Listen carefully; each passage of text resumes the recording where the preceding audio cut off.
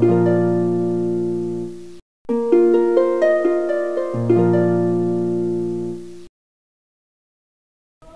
Deer students, welcome to my channel কেমিস্ট্রিওয়ালা SP. সকল মাধ্যমিক পরীক্ষার্থীদের শুভেচ্ছা ও শুভকামনা জানিয়ে আজকে টেস্ট পরীক্ষা চলাকালীন ভীষণ গুরুত্বপূর্ণ একটি ভিডিও নিয়ে আজকে তোমাদের সামনে মোস্ট ইম্পর্টেন্ট 50 অবজেক্টিভস এমসিকিউ ফরম্যাটে আজকে তোমাদের সামনে আসবে। সেখানে তোমরা ভীষণ গুরুত্বপূর্ণ প্রশ্নগুলো দেখতে পাবে, যে প্রশ্নগুলো তোমাদের আসন্ন টেস্ট পরীক্ষায় আসার ভীষণ ভীষণ সম্ভাবনা। ইতিমধ্যে তোমাদের বহু প্র্যাকটিস সেট আমি প্র্যাকটিস করিয়েছি। তো চলো, টেস্ট পরীক্ষার একদম প্রাক মুহূর্তে এই সেটটি কিন্তু ভীষণ গুরুত্বপূর্ণ, তাই প্রত্যেকটি প্রশ্ন ভীষণ গুরুত্ব সহকারে দেখবে।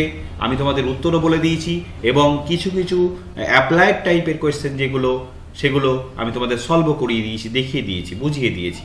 তো চলো, প্রথম থেকে শেষ পর্যন্ত দেখো এবং প্রত্যেকের পরীক্ষা ভীষণ ভালো হোক এই কামনা নিয়ে আমি আজকের ভিডিও শুরু করছি। দেখো, প্রশ্নগুলো এখান থেকে শুরু হচ্ছে। এমসিকিউ ফরম্যাট আমি আগেই বলে দিয়েছি তোমাদের। কোয়েশ্চেন নাম্বার 1.1, প্রদত্ত কোনটি জীবাশ্ম জ্বালানি নয়? অপশন এ প্রাকৃতিক গ্যাস, অপশন বি গোবর গ্যাস, অপশন সি কয়লা, অপশন ডি পেট্রোলিয়াম। এদের মধ্যে কোনটি জীবাশ্ম জ্বালানি নয়? সঠিক উত্তর অবশ্যই হবে, তোমাদের করতে বেশি সময় লাগবে না, এগুলো খুব অল্প সময় লাগে, আমি একটু সময় দিয়েই তারপরে উত্তর বলে দিচ্ছি। এদের মধ্যে তাহলে দেখতে হবে জীবাশ্ম জ্বালানি কোনগুলো। তিনটে জীবাশ্ম জ্বালানি, তাহলে একটা নয়।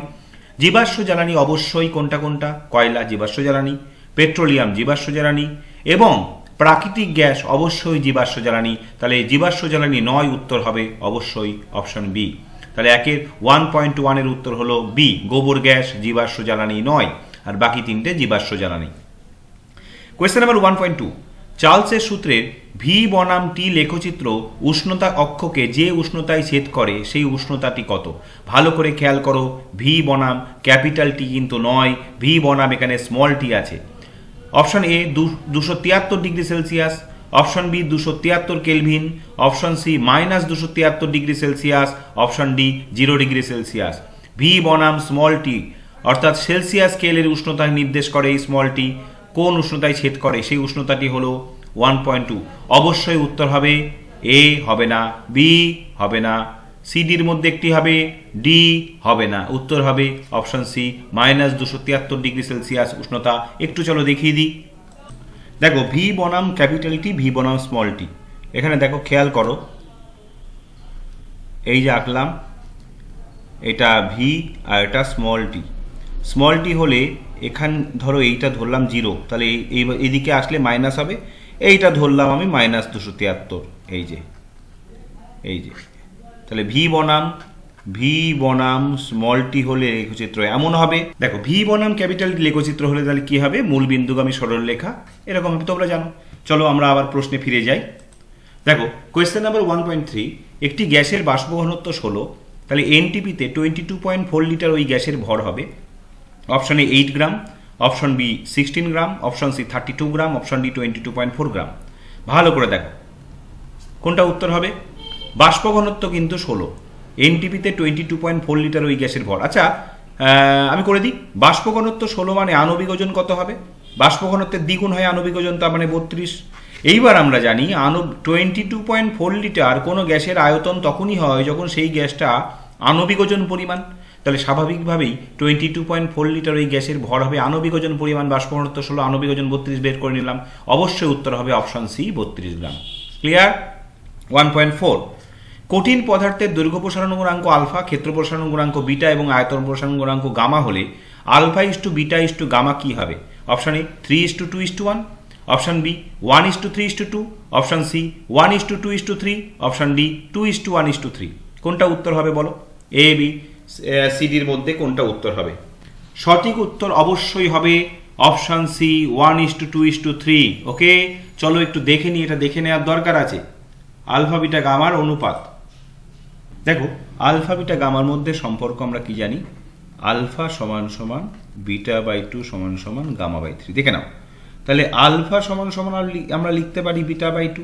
দেয়ারফোর আলফা বাই বিটা সমান সমান তাহলে কত হচ্ছে? 1/2। আবার পাশাপাশি লেখো বিটা বাই 2 সমান সমান gamma by 3, therefore beta by gamma সমান সমান তাহলে কত হচ্ছে, বিটা বাই গামা সমান সমান হচ্ছে 2/3। ঠিক আছে, বুঝে গেল? তাহলে আলফা, এটা তোমরা অঙ্কে করো না, A:B:C, A/B এত হলে B/C এত হলে A:B:C কত, ঠিক সেরকম আলফা 1, বিটা এখানেও 2 এখানেও 2, দেয়ারফোর আমরা লিখতে পারি আলফা বিটা গামা সমান সমান 1:2:3। বোঝা গেল ব্যাপারটা? বুঝিয়ে দিলাম তোমাদের। চলো নেক্সট কোয়েশ্চেন। দেখো নেক্সট প্রশ্নে বিপদ সংকেত হিসেবে লাল বর্ণের আলো ব্যবহার করা হয় কারণ এই বর্ণের অপশন এ তরঙ্গ দৈর্ঘ্য বেশি বলে বিক্ষেপণ কম, বি তরঙ্গ দৈর্ঘ্য কম বলে বিক্ষেপণ বেশি, সি তরঙ্গ দৈর্ঘ্য কম বলে বিক্ষেপণ কম, ডি তরঙ্গ দৈর্ঘ্য বেশি বলে বিক্ষেপণ বেশি। কোনটা উত্তর হবে বলো? এটা উত্তর হবে অবশ্যই বিপদ সংকেত হিসেবে লাল বর্ণের আলো ব্যবহার করা হয়। তোমরা জানো I প্রপোর্শনাল টু 1/λ4, তরঙ্গ দৈর্ঘ্য বেশি হলে 1 তরঙ্গ দৈর্ঘ্য আছে, তাহলে বিক্ষেপণ তাহলে ব্যাপারটা কি হবে, তরঙ্গ দৈর্ঘ্য বেশি বলে, তরঙ্গ দৈর্ঘ্য যত বেশি হবে বিক্ষেপণ কম হবে, তার মানে উত্তর হবে অবশ্যই এ। লাল আলোর তরঙ্গ দৈর্ঘ্য সব থেকে বেশি বলে এর বিক্ষেপণ কম হয়, যে কারণে এ সোজা পথে কোনো চ্যুতি না হয়ে সোজা পথে চলে যেতে পারে, সে কারণে বহু দূর থেকে লাল আলো আমাদের চোখে এসে পড়ে, যে কারণে বিপদ সংকেত হিসেবে লাল বর্ণের আলো ব্যবহার করাটা অনেক সহজ। ওকে, 1.6, এক ব্যক্তি একটি দর্পণের সামনে দাঁড়িয়ে নিজ দৈর্ঘ্যের চেয়ে বড় প্রতিবিম্ব দেখতে পায়। দর্পণটি কি প্রকৃতির? ভীষণ সুন্দর একটি প্রশ্ন। এ উত্তল, বি অবতল, সি সমতল, ডি গোলীয়। নিজ দৈর্ঘ্যের চেয়ে বড় প্রতিবিম্ব দেখতে পাই, তাহলে দর্পণটি অবশ্যই উত্তর হবে অপশন, আমি বলে দিচ্ছি তোমাদের, অপশন বি অবতল। উত্তর হবে অপশন বি অবতল। চলো নেক্সট। তড়িৎচালক বল ইএমএফ এর এসআই একক হলো option A joule, option B coulomb, option C volt, option D ampere. কোনটা হবে বলো? উপরের কোয়েশ্চেনটা একটুখানি বলে দিই। সমান প্রতিবিম্ব দেখতে পেলে হতো কি সমতল, আর ছোট প্রতিবিম্ব দেখতে পেলে যদি নিজ দৈর্ঘ্যের চেয়ে কম ছোট প্রতিবিম্ব দেখতে পেলে তাহলে অবশ্যই উত্তল দর্পণ হতো। ওকে, চলো তড়িৎচালক বল ইএমএফ এর এসআই একক অবশ্যই উত্তর হবে অপশন সি ভোল্ট। এ প্রসঙ্গে বলে দিই জুল, জুল কিসের একক? বিদ্যুৎ শক্তির একক। কুলম কিসের একক? কুলম তড়িতাধানের এসআই একক। অ্যাম্পিয়ার তড়িৎ প্রবাহ মাত্রার এসআই একক। বলে দিলাম এগুলো। চলো নেক্সট কোয়েশ্চেন নাম্বার 1.8। কোনো পরিবাহীর মধ্যে দিয়ে 1 মিনিট সময়ে 60 কুলম আধান প্রবাহিত হলে প্রবাহ মাত্রা হয় option A 60 ampere, option B 5 ampere, option C 360 ampere, option D 1 ampere.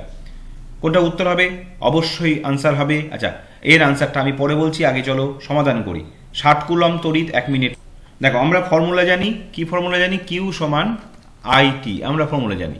সুতরাং I সমান সমান তাহলে কি হবে? Q by T.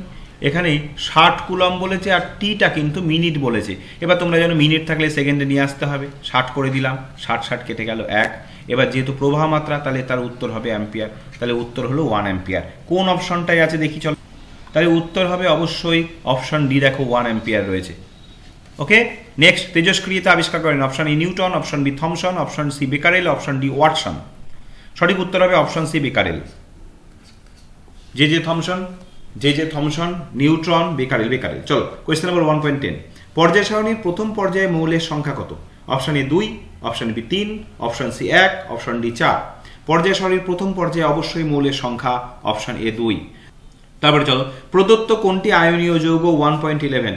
A HCl gas, B CH4, C MgCl2, D NH3। এটা তোমাদের আমি বহুবার শিখিয়েছি।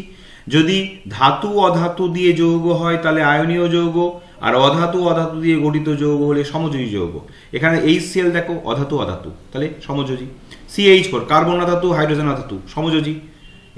NH3 N অধাতু H অধাতু, সমযোজী। চলে আসো, এইটা হবে উত্তর আয়নীয় যৌগ, কারণ ম্যাগনেসিয়াম ধাতু, ক্লোরিন অধাতু, MgCl2।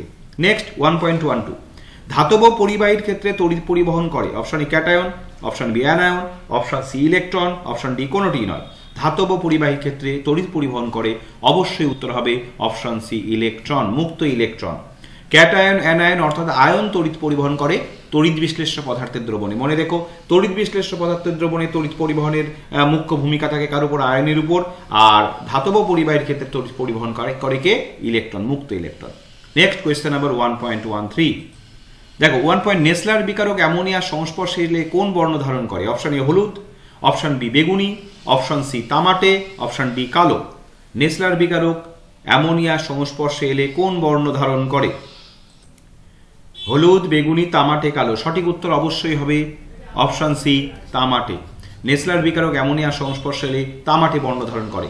নাও কোয়েশ্চেন নাম্বার 1.14, থার্মিট পদ্ধতিতে কোন ধাতুটি নিষ্কাশন করা হয়? অপশন এ এফি, option B CU, option C ZN, option D MG. Thermite পদ্ধতিতে নিষ্কাশন করা হয়, উত্তর হবে অবশ্যই অপশন এ এফি। এপিকে লোহাকে থার্মিট পদ্ধতিতে নিষ্কাশন করা হয়। 1.15 নাও কোয়েশ্চেন নাম্বার 1.15, এই সেটে তিনটে সেট আমি তোমাদের আজকে বোঝাবো। তার প্রথম সেটের শেষ প্রশ্ন, কার্বাইড বাতিতে যে গ্যাসটি জ্বলে তা হলো option A methane, option B ethane, option C ethylene, option D acetylene. সঠিক উত্তর হবে কার্বাইড বাতিতে মিথেন হবে না, ইথেন হবে না, ইথিলিন অ্যাসিটিলিনের মধ্যে ইথিলিন হবে না, উত্তর হবে অ্যাসিটিলিন। কার্বাইড বাতিতে যে গ্যাসটি জ্বলে তা হলো অ্যাসিটিলিন। তাহলে প্রথম সেট আমি তোমাদের সমস্ত সমাধান করে দিলাম। চলো এবার সেকেন্ড সেটে যাই। দেখো আমাদের সামনে সেকেন্ড সেট চলে এসেছে, এখানেও 15টি প্রশ্ন থাকবে। বায়োগ্যাসের মূল উপাদান হলো option A ethane, option B methane, option C propane, option D butane. বায়োগ্যাসের মূল উপাদান এটা তোমরা জানো, তোমাদের 1-2 সেকেন্ড লাগবে। সঠিক উত্তর অবশ্যই অপশন বি মিথেন। বায়োগ্যাসের মূল উপাদান মিথেন। ওকে, কোয়েশ্চেন নাম্বার 1.2, 11.2 লিটার কোনো আদর্শ গ্যাসের জন্য এসটিপিতে পিভি এর মান কত? অপশন এ 2RT, দেখেছো এই ধরনের অঙ্ক কিন্তু থাকছেই মোটামুটি। Option B 2RT, option C 0.5RT, option D 11.2RT। 11.2 litre কোনো আদর্শ গ্যাসের জন্য এসটিপিতে পিভি এর মান 11.2 লিটার মানে আমরা জানি 22.4 লিটার হলে মোল কত হয়? মোলের সংখ্যা 1 হয়। 22.4 লিটার হলে 1 মোল হয় কোনো পদার্থের গ্যাসের। তাহলে 11.2 লিটার মানে অবশ্যই এখানে মোল সংখ্যা এন এর মান কত? হাফ। হাফ মানে কত? 0.5। এবার আমরা আদর্শ গ্যাস সমীকরণ কি জানি? পিভি সমান সমান nRT। তাহলে বসিয়ে দাও, এন এর জায়গায় বসিয়ে দাও 0.5RT, ব্যাস হয়ে গেল। এর উত্তর হবে অপশন সি। ওকে, এইটাই যদি বলতো 22.4 লিটার তাহলে উত্তর হতো পিভি সমান RT, কারণ এন এর মান তখন 1। আচ্ছা চলো নেক্সট 1.3, 1 মোল কার্বন 1 মোল অক্সিজেনের সঙ্গে সম্পূর্ণভাবে বিক্রিয়া করলে এটা এখানে 3 হবে। 1 মোল কার্বন 1 মোল অক্সিজেনের সঙ্গে সম্পূর্ণভাবে বিক্রিয়া করলে CO2 এর কতগুলো অণু উৎপন্ন হয়? এটা একটু দেখে নিতে হবে আমাদের। চলো দেখি। আচ্ছা দেখে নাও একটু, বিক্রিয়াটা দেখে নাও। C+O2 সমান CO2। তাহলে এইটা কত? এটা 1 মোল। এটা কত? এটাও 1 মোল। এবার এটা কার্বন ডাইঅক্সাইড তৈরি হয়েছে, সেটাও 1 মোল।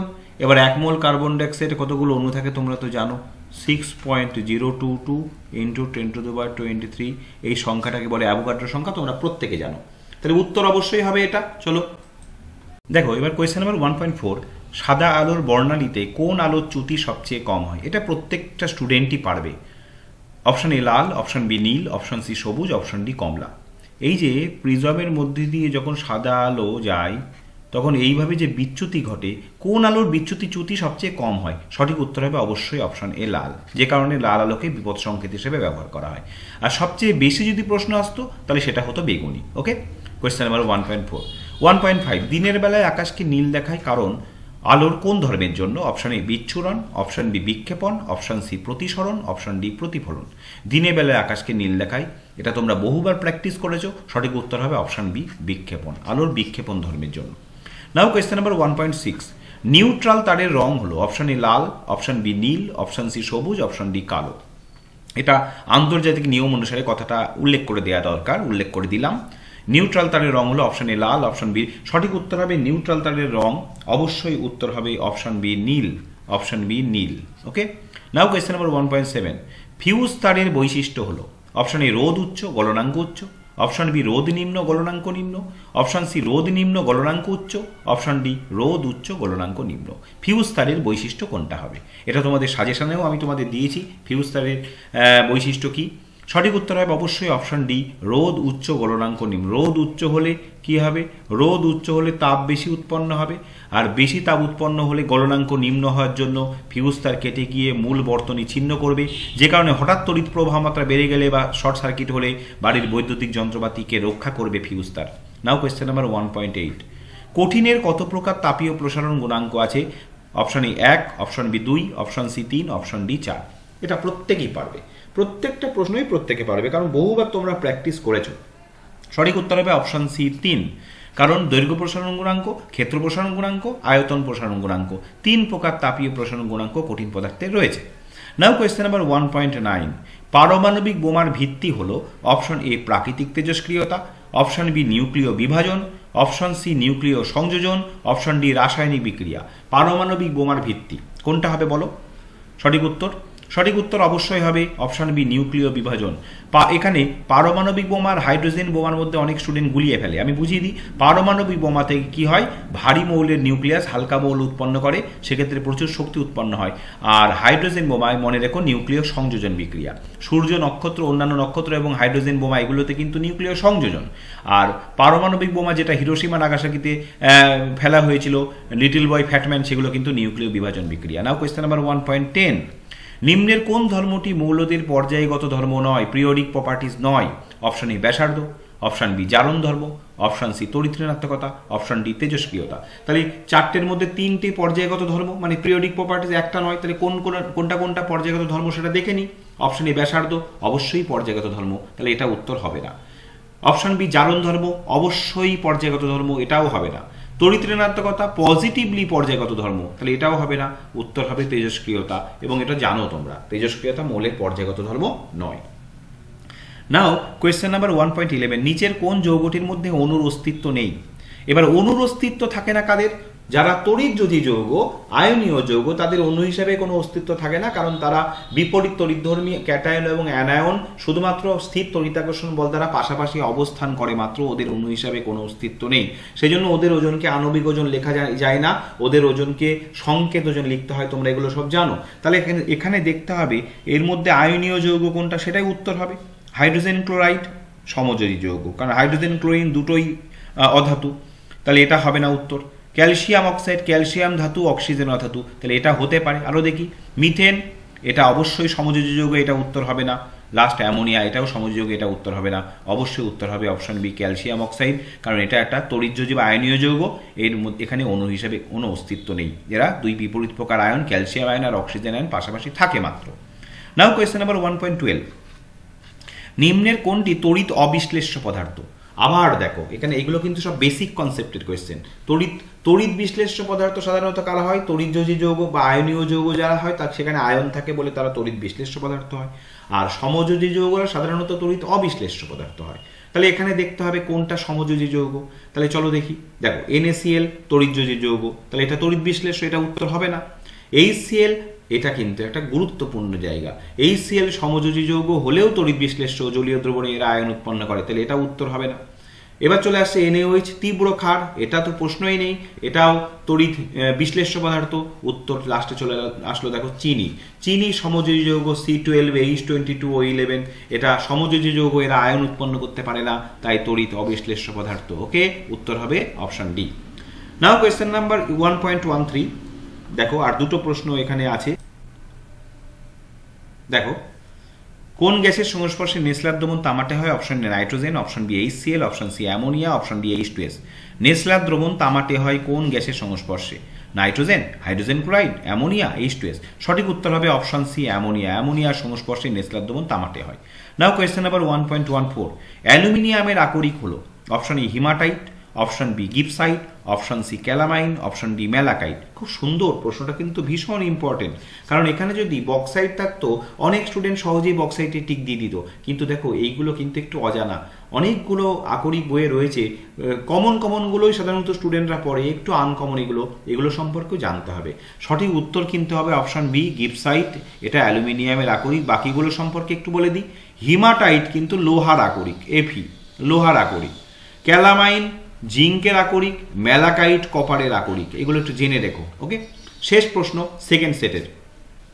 পিভিসির মনোমারটি হলো? PVC, option A ethylene, option B styrene, option C tetrafluoroethylene, option D vinyl chloride. অনেকেই পারবে, পিভিসির পুরো নাম পলিভিনাইল ক্লোরাইড, তাহলে মনোমার বুঝতেই পারছো, অপশন ডি ভিনাইল ক্লোরাইড হবে।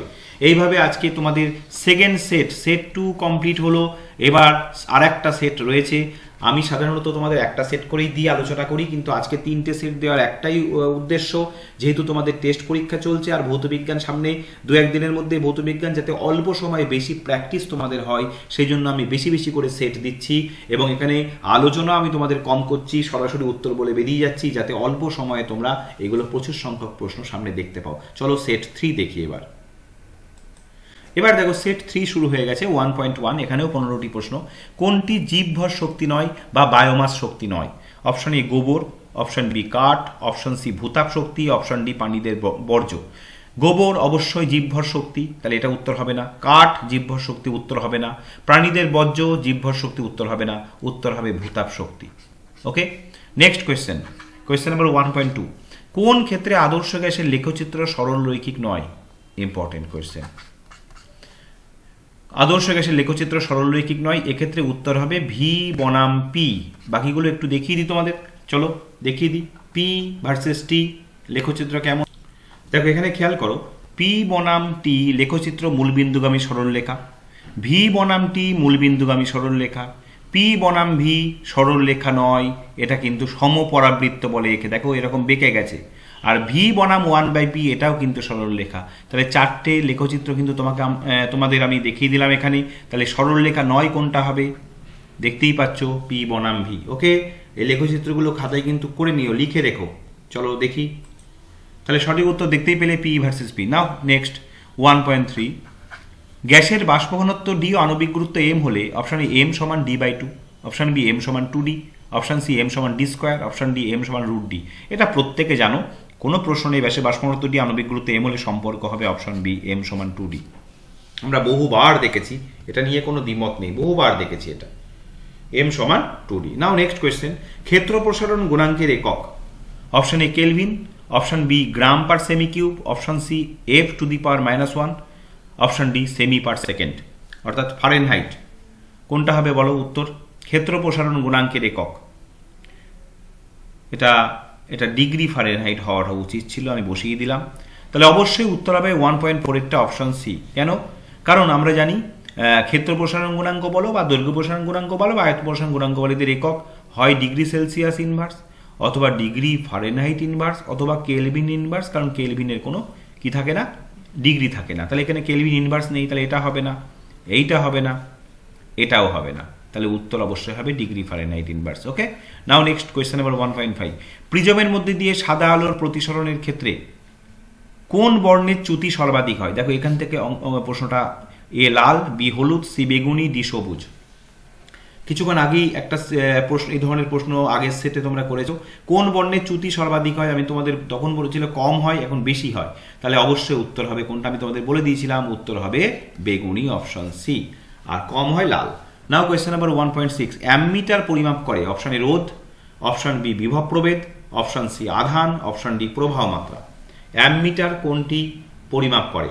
অবশ্যই উত্তর হবে অপশন ডি প্রবাহ মাত্রা, কারণ ভোল্টামিটার দিয়ে বিভব প্রভেদ মাপা হয়। ওকে, নাও কোয়েশ্চেন নাম্বার 1.7, প্রতিসরণের পর আলোকরশ্মির চ্যুতি শূন্য হয় অপশন এ উত্তল লেন্সে, ভালো প্রশ্ন, এটা ভালো প্রশ্ন, অপশন বি অবতল লেন্সে, অপশন সি আয়তাকার কাঁচফলকে, অপশন ডি প্রিজমে।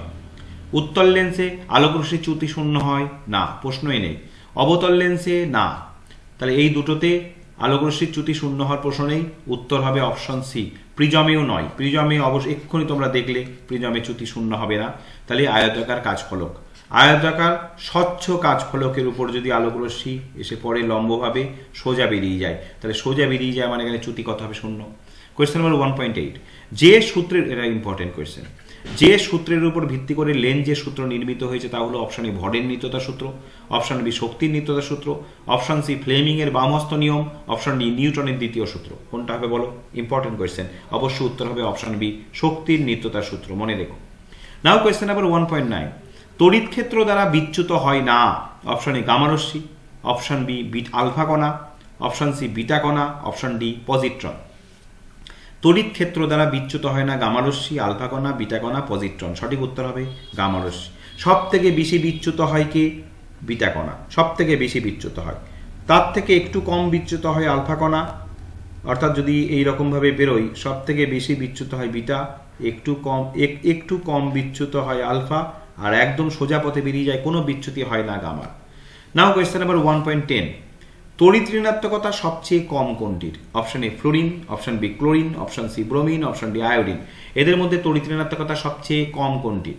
সবচেয়ে কম উত্তর হবে অবশ্যই অপশন ডি আয়োডিনের, কারণ ফ্লোরিনের সব থেকে বেশি, তারপর ক্লোরিনের, তারপর ব্রোমিনের, তারপর আয়োডিনের। তাহলে সব থেকে বেশি তড়িৎ ঋণাত্মকতা কার? ফ্লোরিনের। আর সব থেকে কম কার? আয়োডিনের। যদি এই প্রশ্নটাই ঘুরিয়ে আসতো যে হ্যালোজেন মৌল চারটের মধ্যে তড়িৎ ধনাত্মকতা সবচেয়ে বেশি কার, অবশ্যই উত্তর হতো আয়োডিন। ওকে, চলো আর 5টা প্রশ্ন আছে এই সেটে, দেখি। দেখো, ত্রিবন্ধনযুক্ত সমযোজী যৌগ, ইম্পর্টেন্ট কোয়েশ্চেন। ত্রিবন্ধনযুক্ত সমযোজী, অপশন এ CH4 না, এটা প্রত্যেকটা বন্ধন সমযোজী এক বন্ধন, এটা হবে না। C2H2, CO2 আর H2 ত্রিবন্ধনযুক্ত সমযোজী যৌগ, কোনটা হবে? H2O হবে না। H2 এর গঠন এই যে দেখতেই পাচ্ছ, প্রত্যেকটা এক বন্ধন। মিথেনও তোমরা জানো প্রত্যেকটা এক বন্ধন, তাহলে এইটা হলো না, এটা হলো না, বাদ। CO2 এর গঠনটা দেখে নাও, C দুদিকে ডবল বন্ড, তাহলে এটাও ত্রিবন্ধনযুক্ত প্রশ্ন নেই, এটা হবে না, হবে উত্তর এটা। এটার নাম অ্যাকচুয়ালি অ্যাসিটিলিন, তোমরা জানো অ্যাসিটিলিনের স্ট্রাকচার কেমন, এই যে এই যে ত্রিবন্ধন। ওকে, নাও কোয়েশ্চেন নাম্বার 1.12, গ্যালভানাইজেশনে ব্যবহৃত ধাতুটি হলো option A copper, option B SN, option C zinc, option D nickel. Copper, tin, zinc, nickel, অবশ্যই উত্তর হবে জিঙ্ক, কারণ গ্যালভানাইজেশনকে দস্তালেপনা বলা হয়। Now question number 1.13, oil of vitriol নামে পরিচিত, option A HCl, option B H2SO4, option C HNO3, option D H2CO3। Oil of vitriol কাকে বলা হয়? এখানে 4টে অ্যাসিড দেখতে পাচ্ছ তোমরা। অয়েল অফ ভিট্রিয়ল কাকে বলা হয়? সঠিক উত্তর হবে অবশ্যই option B H2SO4, oil of vitriol. আর অ্যাকোয়া ফর্টিস, HNO3 কে বলা হয় অ্যাকোয়া ফর্টিস, মনে রেখো, অ্যাকোয়া ফর্টিস HNO3 কে। তাহলে এখানে উত্তর হবে option B H2SO4। Now question number 1.14, gibbsite হলো কার আকরিক? Option A aluminium, option B copper, option C iron, option D জিঙ্কের আকরিক। গিবসাইট কোনটির আকরিক? কিছুক্ষণ আগেই তোমরা দেখেছো একটা সেটে, সঠিক উত্তর হবে অ্যালুমিনিয়াম। দেখেছো, বক্সাইট থেকে সরাসরি কিন্তু আসছে না, এই আনকমনগুলো দিয়ে প্রশ্ন আসছে, তার জন্য প্রস্তুত থাকতে হবে তোমাদের। আজকের ভিডিও শেষ প্রশ্ন 1.15, 3টি কার্বনযুক্ত অ্যালকিন যৌগে হাইড্রোজেন পরমাণুর সংখ্যা, এটা আমি তোমাদের শিখিয়েছিলাম, আবার শেখাবো আজকে। চলো দেখো কিভাবে করতে হয় একটু বুঝিয়ে দিই, আমি লিখে নিয়েছি অলরেডি। অ্যালকিন, এখন প্রথমে অ্যালকিনের সাধারণ সংকেত লিখে নাও, CnH2n তোমরা জানো। আচ্ছা, এখানে বলেই দিয়েছে কার্বন পরমাণুর সংখ্যা 3, তার মানে n এর মান কত? 3 বসিয়ে দিয়েছে। দেখো, কার্বন পরমাণুর সঙ্গে n সমান 3, n যদি 3 হয় তাহলে 2n কত হবে? 6। আর এই 6টা কি? হাইড্রোজেনের পায়ে আছে, তাহলে হাইড্রোজেন পরমাণুর সংখ্যা, সুতরাং নির্ণয় হাইড্রোজেন পরমাণুর সংখ্যা 6। ওকে, এইভাবে বের করো। তাহলে অবশ্যই উত্তর হবে কোনটা? অবশ্যই উত্তর হবে অপশন সি, 6। তাহলে এইভাবে আমি তোমাদের 3টে সেট এখানে সলভ করে দিলাম। 45টা প্রশ্ন, খুব গুরুত্বপূর্ণ 45টা প্রশ্ন, তোমরা একটু দেখে নিও। তোমাদের প্রত্যেকের পরীক্ষা ভীষণ ভালো হোক, টেস্ট পরীক্ষা দিয়ে ফিরে আসো, তোমাদের মেরিট ডিমেরিট ভালো হলো বন্ধ হলো, কোথায় কি প্রবলেম হলো না হলো, সমস্ত কিছু আমি শুনবো তোমাদের কাছে। আমি তোমাদের জন্য ছিলাম, আছি এবং থাকবো। কোনো প্রবলেম নেই, ভৌতবিজ্ঞান সাবজেক্টের এনি টাইপ অফ প্রবলেমে তোমরা আমাকে কমেন্ট করবে, লিখবে, কোনো অসুবিধা নেই। ঠিক আছে, তাহলে দেখে নিও, প্রত্যেকে সুস্থ থেকো, ভালো থেকো, পরীক্ষা ভালোভাবে দিও, আবার দেখা হবে। আজকে এই পর্যন্তই।